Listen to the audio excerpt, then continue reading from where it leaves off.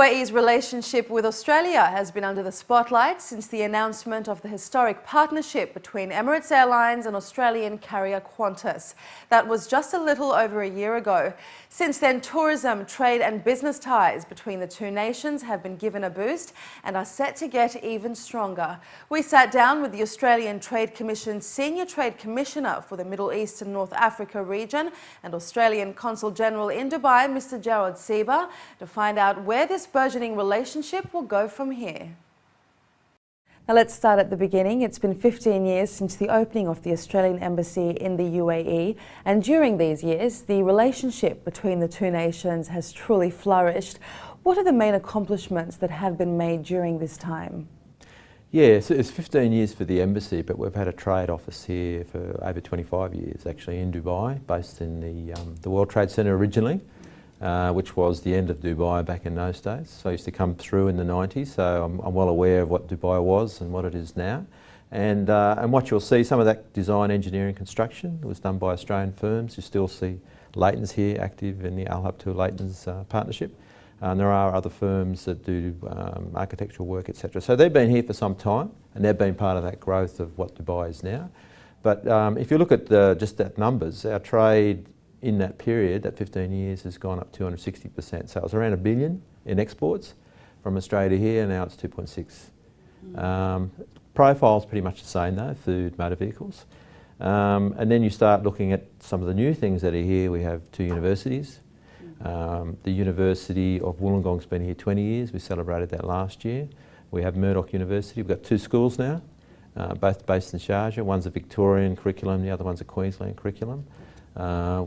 10,000 Australians live in Dubai, 16,000 in the UAE, and pretty much every week about 5,000 Australians will come through the immigration gate. So you're looking at 250, 300,000 Australians at any given year here. So that's grown dramatically over that period of time, especially with Emirates when they started flying to Australia back in 1996. We have growth in the hospitality side, so we have Australian restaurants now. We have a lot of Australians working in DIFC, we have Australians in law firms, accounting firms, and that's been a big change over that 15 years. Starting off with just principally around trade, moving into the growth that happened in Dubai in particular, with the metro, with building and construction, design, and then into services. So that's been a trajectory, and we see that to continue.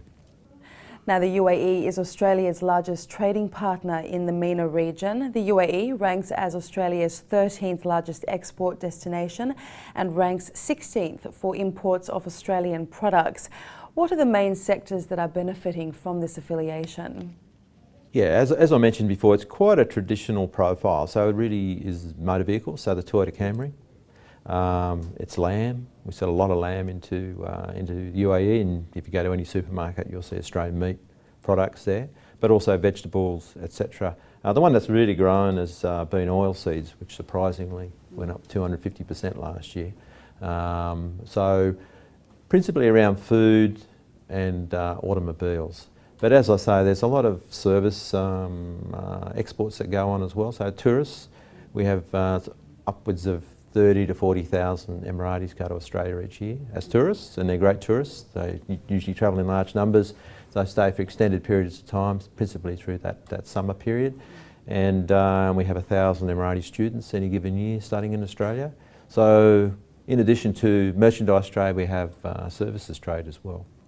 Now, how do you assist Australian firms in the region and more specifically in the UAE to continue to identify the opportunities that do exist here? Well, we have this office here, but we have offices through the region, and the region I'm responsible for. So I'm Consul General in Dubai, that's my diplomatic role, but I have a trade and investment role, and that is GCC, north of the Gulf, Levant, right across North Africa, and we have offices in the main markets that where Australia can do business, and that's it's the UAE. So we have two here, Dubai, Abu Dhabi. We have one in Riyadh, Jeddah. And we have representatives in Muscat, and we also have an office in Kuwait and Rabat. So that's where we do most of our work. So we have a network. Australian companies can come into our region, and we can supply information about what's happening in the region, not just that particular market. And the way we try to help them is either through individual programs, so individual work with a firm, or we try and get them into events like exhibitions, and Dubai of course is famous for Gulf food, Auto Mechanica, Dubai International Boat Show, Arab Health. So we try and get Australian firms into those, and we try and do missions and major events, and we're trying to do a major event for the second year in Dubai called Australia Unlimited. 2014 this year, it was 2013 last year, to raise the profile of what is Australian capability and the fact that we are quite well entrenched, especially in Dubai, UAE, but also in other parts of the region that we're responsible for.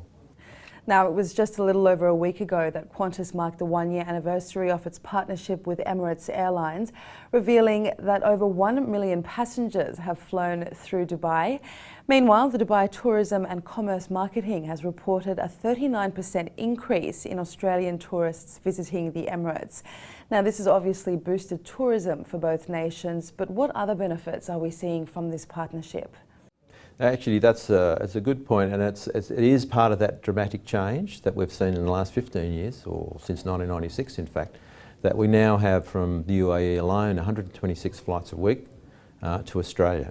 14 of those are Qantas, and the remainder are a mix between Emirates, Etihad and Virgin. And so you have increased flights, of course you have increased tourism, you've got increased business opportunities. But the really big, I think one of the big selling points is not just the tourism angle, person-to-person contact, which it engenders, and hopefully with increased flights we have more of that, is the fact that each flight has freight capacity. And most of the meat you see here comes in the belly of those aircraft. But we also have examples of mining equipment going through Dubai into Africa, up into Central Asia, and electronic equipment going to other parts of the Gulf. But they hub through Dubai. So I think that's a really powerful thing, and it's something that we promote back into the business community back in Australia. Is okay, you have your commercial opportunities in the region, freight and how you get your items there is always a big issue, especially into parts of the world where Australia doesn't know particularly well, which is Africa and Central Asia, but you have a partnership that can get you there reliably. So in terms of regional trade, I think it's a very powerful point, and we call it an air bridge. We want to build on the knowledge about that and build the trade around that. But importantly, when you have increased numbers of people going through anywhere, people automatically develop contacts. They'll automatically start to look at, okay, if I'm a businessman, maybe I should do something here because it seems quite interesting. Especially with Dubai looking to grow at 5% this year, 4.5% for the whole GCC. Globally, they're significant numbers. And as an Australian businessman looking globally, it stands out. So if you're travelling through the UK or somewhere else, you're definitely going to have a look. Tourism perspective, of course, is great, but there's a lot going on here. So we expect to see a little bit more of that. I mean, serendipity always plays a strong role in most things, and not that we're saying this is serendipity, but people will take the opportunity if it's presented to them. So I think that is powerful, so air bridge and the fact that people get to see real time what it's all about. Now, it's interesting to see how Australia and the GCC share many similarities in the environmental challenges that both regions face. The UAE has recently announced a number of highly ambitious green initiatives in response to this. But how are the two countries working together to share their knowledge and expertise in this area? Well, what we're trying to do is develop a platform each year where we have conversations and introductions around a specific theme. So last year, in the event we had last year, the Australian Unlimited 2013 event, we had a program around green build. We worked closely with the Dubai Chamber, and we had experts from Australia. We had the local community, business community, and experts in these matters to talk about what is green build, what's the trend, how is it relevant to this part of the world. It's been very relevant in Australia for over a decade, so we've built up expertise in that, and how can we work together on that. And those conversations continue, and there is definitely a trend here in that regard. This year we're looking at urban water. We both have the same problem. We're very, very dry. Water management is a crucial issue. It factors into everything. This year we have an urban water seminar working with DEWA in Dubai, but also in Abu Dhabi we're having a policy dialogue conversation around what's the nexus between water, energy and food, because they're the three items that really fit together, and they're very strategic for any country. And we do have similar environments, which are very, very harsh, but we all have burgeoning economies, growing populations, so how are we going to manage that? No one has all the answers, so we want to have conversations and discussions around how different people view it and how they're addressing it, and learn off each other. And the powerful thing about this dialogue that we're going to have in Abu Dhabi is we're working very closely with a foreign minister initiative, which is the Council of Australian Arab Relations, and they're bringing together this group of experts from Australia to Abu Dhabi to work with a similar sort of cohort from the UAE side. The Australian Trade Commission is currently hosting a series of events to further encourage the bilateral trade, investment and cultural ties that exist between Australia and the MENA region. The event, known as Australia Unlimited MENA for 2014, is undertaking promotional activities across Dubai, Abu Dhabi and the wider region. And according to Gerald Seeber, the Australian Consul General in Dubai, the land down under is ready to put its best foot forward. Now, can you talk to us a little further about what's going to be explored and promoted during the Australia Unlimited MENA 2014 roadshow that's currently taking place? It's actually starting now in this conversation, but really starts on the 13th in Dubai. We have our Minister of Trade and Investment arriving the night before. He will open the event and he'll participate in the seminar and the lunch that we have with the community, and then a reception later in the day. But what we're trying to achieve is we're targeted business seminars. So we're having the urban water seminar, we're having one on education.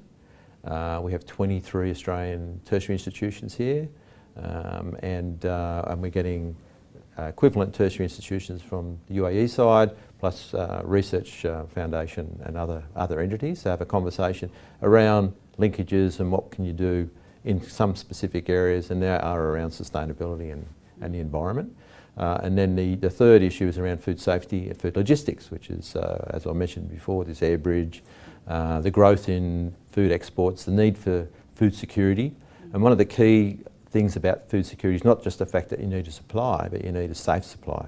You need a certified supply. So halal certification, Australia's, in the Western world, is a leader in halal certification and food safety. So we want to talk about that with the local community. So they're the three business seminars. But outside of that, we have an open day, so people can come and learn a bit about education. This is open to the public, the others are invite only. Learn about education, learn about tourism, because I think tourism, even though we have the 30 to 40,000, it's done by word of mouth, so let's start talking about it a bit more. And traditionally Emiratis just go to the Queensland Gold Coast, so let's go somewhere else. There's a lot of different places in Australia to go that are wonderful. And there's also some hospitality, some local Australian firms that food, Jones the Grocer and Tom and Serge, coffee and lifestyle and the rest of it. And we have some corporate sponsors, of course, like Qantas and the local state representatives, New South Wales, Victoria and Western Australia. But we also have a company who's doing its under the umbrella of this promotion. AConnex is talking about how do you address the issues of infrastructure, etc. And then we just run that through the day. There will be some cultural aspects to it. There will be some artists there as well, so something around drama and something around culture. And we're having some school children come through and they'll do a bit of a brief, and hopefully their parents will come and learn a bit more about Australia. So it's quite a varied program, but the core of it is the business program, and of course the raising Australia's profile through promotion and doing interviews and the rest of it. Finally, as we spoke about earlier, over 1 million Australians have come through Dubai in the last year, exposing these visitors to the people and traditions of the UAE. How, in your opinion, has this affected Australia's views about the region's cultural and religious values? Well, all I can say about Australians is and you know this because you're an Australian, we are inveterate travellers.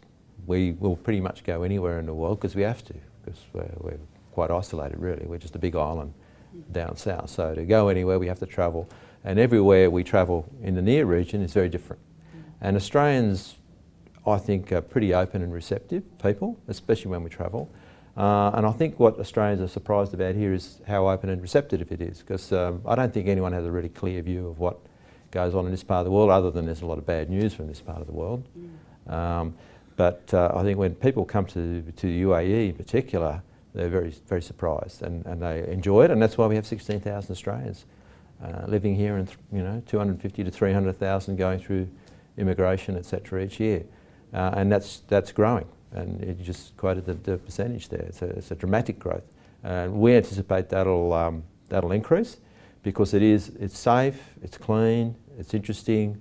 The level of service and the quality of the hotels and all of that is just exemplary. So, and it's well positioned. It's on the way to other places. So I anticipate we'll have more numbers, more people will be impressed. So we'll have more business, we'll have more tourism, etc. Thank you so much for your time. It's been a pleasure speaking with you. Yeah, thank you. Well, that brings us to the end of our program. If you would like to get in touch with us, you can contact us at UAE Weekly at city7tv.com or by calling us on 04 367 2230.